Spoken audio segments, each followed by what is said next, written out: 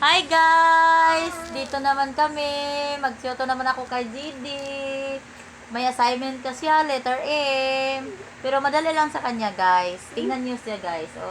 Matalino yan. Sige, sulat mo yung letter M. Sige. Ganito ha. So, yung wrong. Dito. I-iris mo muna. Ito, dagdagan mo isang guhit para tumaas siya. Yung gagawin mo, yung big letter M.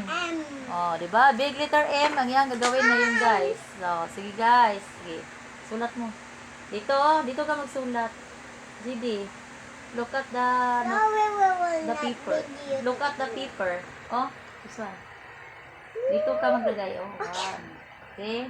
Very good. Very good kayo siya, guys.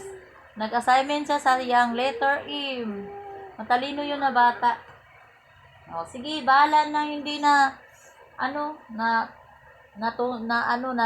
sa line. Sige. Lampas. Wag mo ilampas sa line, di ba? Sige, go Judy. Nayaan ko siya magsulat na siya lang para matuto. Kahit maliit yung letter M niya, malaki, may maliit, may malaki. Sige na, dito. Dito pa. Dagdagan mo dalawang paa nito. 1, 2, para taas, mahaba siya. Sige.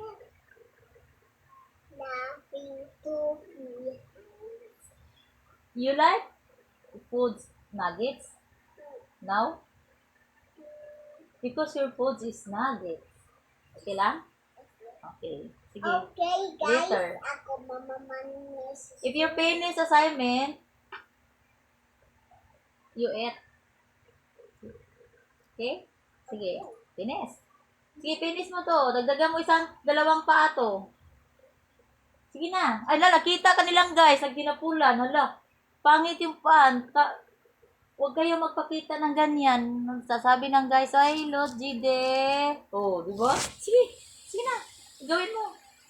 Ito, letter M para see you tomorrow is ready. Your assignment, di ba? Tomorrow. Your school tomorrow? No? Bye guys! Nag-message yung mami niya. No! You didn't bury Palong na, patayin mo. Sige. No. Why? Di ba? You right? Sige. Go! Go, GD! Go, GD! Gawin mo yung assignment mo. Go, GD! Go, GD!